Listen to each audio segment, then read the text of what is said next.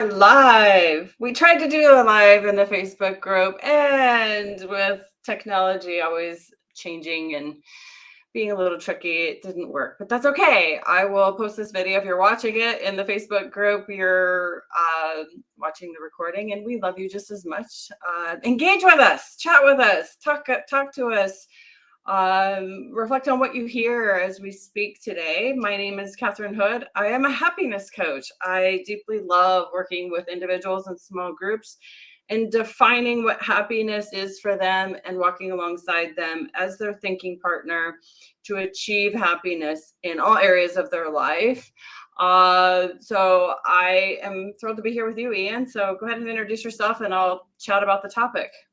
Yay! So happy to be here. Thanks for having me, Katherine. Ian Gregoire, coach and consultant. I help professionals streamline life and business so they can do more of what they love. And it turns out to be a lot of happiness, right? And yeah, based in Walla Walla, been working a lot on prioritization recently and also purpose and prioritization. I love it. We should probably do that next week. Purpose and prioritization. Say that 10 times fast. So in our Facebook group, we had a wonderful fan of ours, Michelle Gogan. Hopefully I pronounced that correctly. Sorry about that, Michelle. But she had posted how to work past pain and betrayal, how to switch negative thinking. I did have some additional questions this morning. Probably not enough time for her to see it. But I was hoping to get a little bit more context, and that's okay. If she does provide that, I might create a podcast. I have a podcast channel where I answer inbound questions from my clients and non-clients from a coaching mindset. And I don't say anybody's name, so you can submit them anytime via text, via email. A lot of my clients love that because they don't want to use one of their coaching session on something smaller that's just kind of like, how can I work through this type thing? So I'm just going to we'll riff this, right? We'll just kind of like see where this goes. But, to work past the pain of betrayal. Betrayal to me is a pain. It's a feeling. And then fear is also encapsulated in that. And of course, negative thinking is right, thinking negatively about something that's happened in the past. Now, I'm not going to minimize betrayal. That is incredibly painful and difficult and oftentimes hard to process on your own and hard to understand another person's reality or perspective or why they did what they did. And again, I don't have the details, so I'm kind of a little bit like reaching here to try to figure out where to go with this. What I do know is betrayal is often sometimes something about the past. And anytime when our mind, right, our mind, you can't point to that body part. There's not something that's called a mind. There is a brain, but there is also mind as well. Our mind is whenever our mind is consumed by thoughts, overthinking, overanalyzing, and processing thoughts of the past and the future, past, future, or one or both, it really gives us a sense of hopelessness. So it really holds us back from being able to be fully present here and now and enjoy what's going on now. It really takes away our peace, our harmony, our fulfillment, our meaning, our purpose, our joy, our happiness. Love to hear what you have to say about that, Ian. Yeah, I hope my audio sounds good. Your audio went a little funny when you went into it, but I understood everything that you said. Yeah, I can only assume that this person is going through betrayal, pain and betrayal because of a lost relationship, probably from a loved one, if not a partner. That's something that I have had to go through, like, way more, I think, than anybody should have to go through. Like, it's just, it has happened a lot. And a lot of negative thinking comes along with that. So I think, first of all, it can be a very common experience, although we don't want it to be common, right? We think like it probably shouldn't be common, and we want to make it less common in our lives. Is definitely how I think about it. And the thing is it's here. It's reality, right? It's a part of the person who wrote in, it's part of their reality, and working past it is what 100% certainly the goal. How to do that? There are multiple different ways. The old adage is time heals all wounds, and I think that has a lot to do with it. But in the meantime, you got to do some things consciously so that ideally it doesn't happen again, or it happens, or it's minimized in the future. And so part of it is, in my opinion, realizing what I did, right? The mistakes I made in this path, right? Obviously, like, you can think, yes, I was supposed to meet this person so I could have this experience, so that I could go through this pain, so I could grow. Fine. You still did some bad stuff, right? You made some choices along the line that contributed to your own pain and your own betrayal. And I think it's really smart to recognize, like, yeah, okay, how did I make a mistake? What did I learn from that? So that ideally I cannot repeat, or I can minimize that sense of pain or betrayal down the road. And, there's tons of books, there's tons of coaches, there's tons of meditations, there's ways to get through all of this and minimize it or eliminate it going down. And so you're asking the right question, is what I like to say. How do I get through this? Yes, that is the question.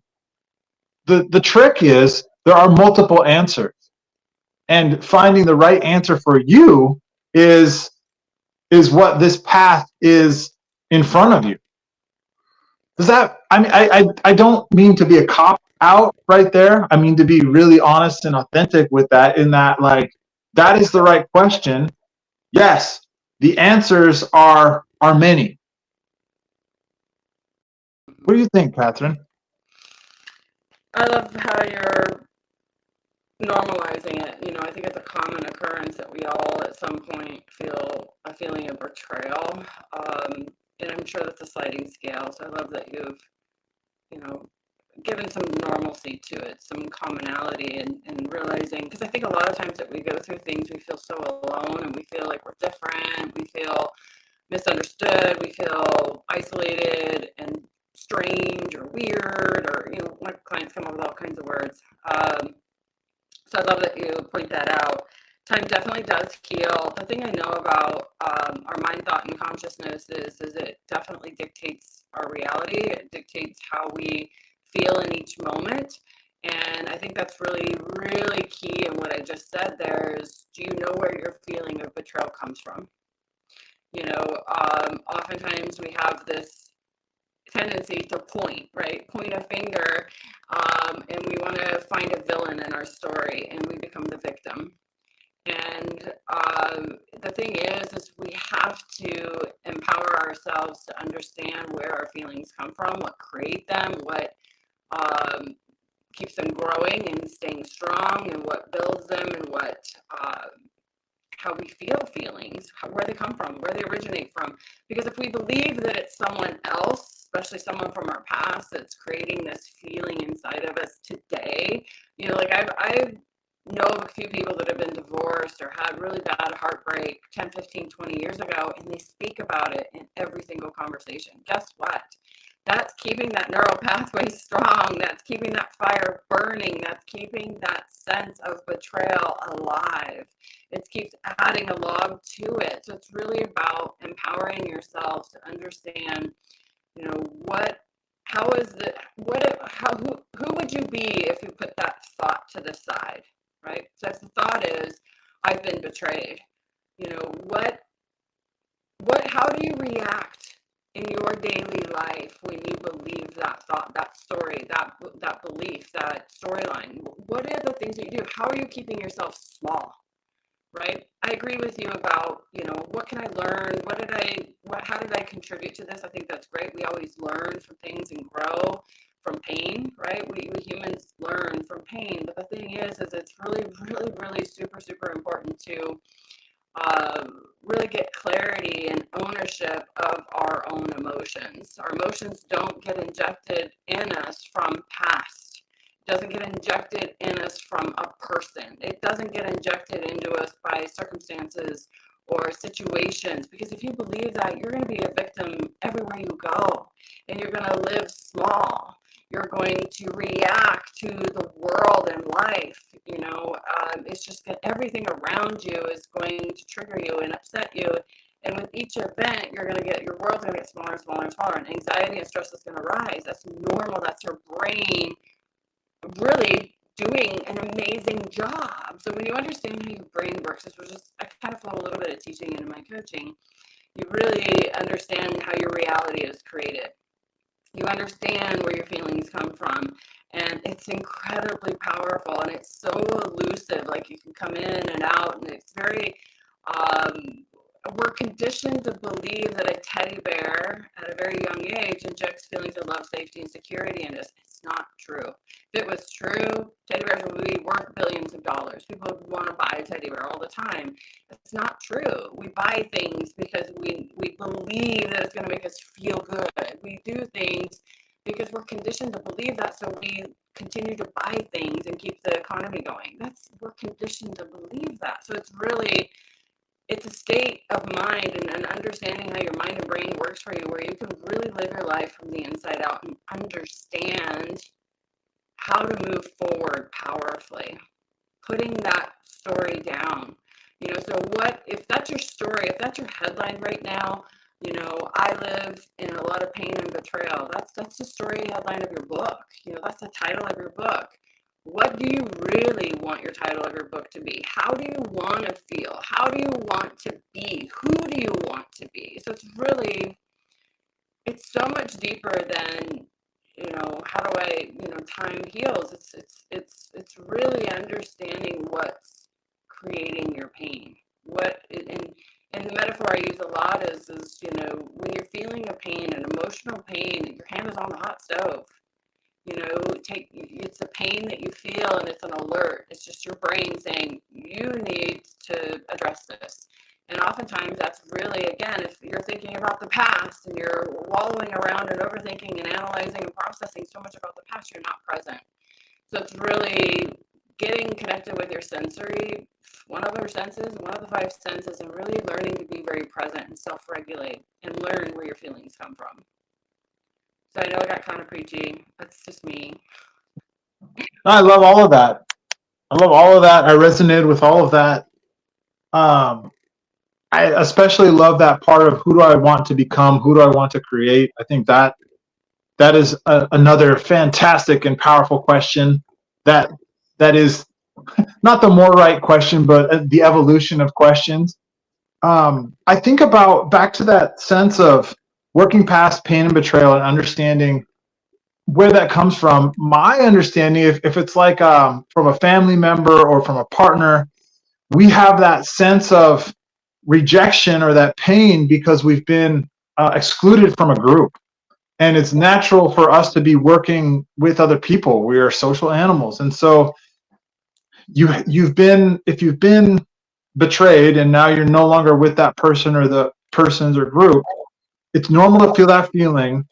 And now is a chance for you to either find other healthy people to be around, or be alone while you heal a little bit, or some combination of those two. Because there's a saying in Spanish, mejor solo que mal acompañado.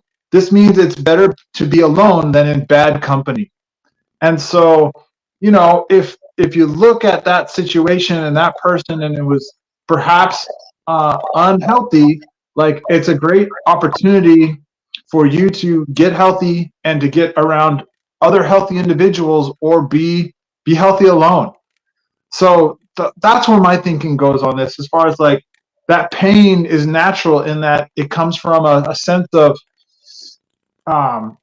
separation from a group, and we want to get back with that group and we can't, or we do and we shouldn't. And now's the time to get healthy within ourselves or find other healthy individuals to be around. Does that make sense? Oh, I love what you're saying. And here's a rule that I have in my household. If something happens, we set a time limit on it. So let's say Um, I don't know, a friend of mine was rude to me or something. I don't know. I can't think of anything right now, but and I go to my husband and I speak about it, and we'll just set a time limit on it. Like, okay, I can bitch, moan, and complain about this for the next, I don't know, 3 hours. So we set like a time limit on it, and it's a hard stop. I don't do it anymore. Or if I do, he brings it to my attention, we're outside of that 3 hour time limit, whatever. And the reason is in kind of talking about being with other people, is just family and friends. They mean well, they have their hearts in the right place. But when you get into a state of commiseration, and you keep going to each friend and you keep rehashing this event, it makes that neural pathway stronger. It makes you more of a victim, and it makes that other person more of a villain in the story. And it validates you further. It makes that it's adding more wood to that fire. It reinforces that style of thinking, and it keeps you in the past. It keeps you in that betrayal. That's why I love coaching. Coaching, sometimes a little bit jarring. Sometimes I have the coming to Jesus talk with my clients. If we keep rehashing the same thing over and over again, and I'm not going to commiserate with you. I'm not going to enable you to keep in your left brain in survival mode and be in that victim mentality and woe's me. We've got to move past this. We've got to, you come to me wanting to move forward powerfully. You're wanting to change your life. It's going to take thinking differently. You know, you can't solve something from the same style of thinking. You can't solve a problem from left brain fear-based thinking. You just can't. It's not possible. So that's why I call myself a thinking partner on a lot of my stuff, because that's really what I am. I'm someone that reflects back what you say, but adding, you know, kind of a little bit more of what I'm seeing, what's creating your suffering. I coach the person. I coach their reality, how they're seeing things, because a lot of times, 99% of the time, their reality is warped by the lenses that they're wearing. The lenses that they're wearing is left brain thinking. It's about all the past experiences, all the past hurts, all the past things, or worries about the future. And your lenses oftentimes are fogged. And then, you know, I mean, really at the bottom of the day, at the end of the day, it's like, how do you want to live your life? You know, do you want to be 80 years old and look back and go, man, for 30 years, I wallowed around in feeling betrayed. And because I was betrayed, I didn't find a life partner, because I, you know, raised my standards so high that I couldn't find anybody, and I was mean to people because I didn't want to get hurt again. I really don't think that that's what you'd want. Our thoughts are the source of our suffering. And that's why I love having coaching. I get so much coaching myself because I'm always continuing my education. Plus, I have resources. I have 24-hour coaching, emergency coaching line. I love it. But it really is about really continuing to understand your life, your reality, what you want more of, and guarding your mental and emotional health with an iron fist.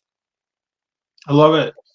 You know, Katherine, just to take a pause, your Omar Manahawa has mentioned that your audio is coming in a little bit of choppy, and it's coming in choppy on my end.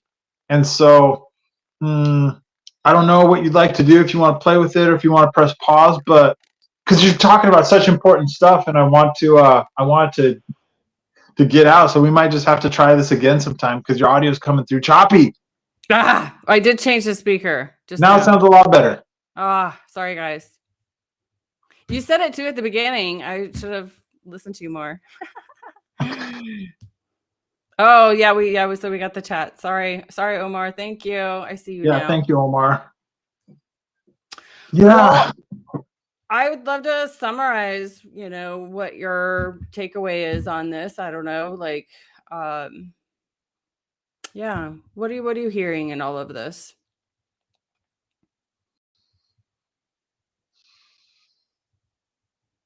We have to look at these challenges as opportunities for growth. And I mean, it sounds so basic or redundant or cliche, but I think there's a lot of truth in that. Okay, this feels bad. Let's do something different. Let's change something so that we can minimize, reduce, eliminate this sense of pain, betrayal, negative thinking moving forward. And there are definitely ways to do it. And it definitely requires intention and practice and working on yourself, working with a coach, finding ways to work on it. The person who asked the question is asking the right question, and there are multiple answers. Are my thoughts. Yeah, that's beautiful. Yeah, there's no one way, and you're not going to find the answers in taking a class and reading a book. The answers are within you. And again, that's why I'm such an advocate for coaching, because that's what a coach does. A certified trained coach is going to really understand you as a human being and give you that space and that time to really creatively come up with a plan that will work for you, because you know yourself better than any book, any program or any class or your friends or your family. You know yourself best. You know what works. And so it's really about and truthfully, working with a lot of clients on similar issues, sometimes the first plan doesn't work. So it's really about being gracious with yourself, willing to try things, new things, old things, reflect, come back, what works, what didn't. And that's why a thinking partner is also key, is just having these strategic, reoccurring times that you have blocked off in your calendar to sit with your thinking partner and really hash it out and go, okay, this last week, this is what I tried. This is what happened. And sometimes they'll say, oh, I didn't even try it. So it's like, okay, well, then it didn't fail, which failure is a good word. Please don't take that wrong. It might have been, the bar might have been too high. So let's lower the bar. Let's go back to the drawing board. That same thing goes with fitness and exercise and so forth like that. I think a lot of people just set the bar way, way too high. And for me, working with anybody, it's really about, if we're going to add something to your day, if we're going to add something to your week, we've got to prune back the hedges and we've got to take something out. We only have 100% battery, hopefully, first thing in the morning. And we only have so much energy throughout the day, and we can't spread it out on more things to do. So you're right. It's really about mental health, right? It's really about, what is it that grounds you? What is it that fills your cup? What is it that allows you to be fully present and self-reflective? Some of this stuff, certainly I'm going to keep promoting coaches because I am one and I believe highly in it. But the thing is if you can be self-reflective on your own in a positive, healthy way, you can work through a lot of these things yourself. But again, I think friends and family are going to mean well, but they're going to keep you in the trenches. They're going to keep you focused on woe's me and the problems. And coaching's different. We focus very much on you, the person, and solutions and how to move you forward powerfully. So that's really probably in a nutshell that, along with understanding how your mind and brain and consciousness works. You mentioned consciousness. It's truly those things are those are foundational with every client that I work with. So Nice.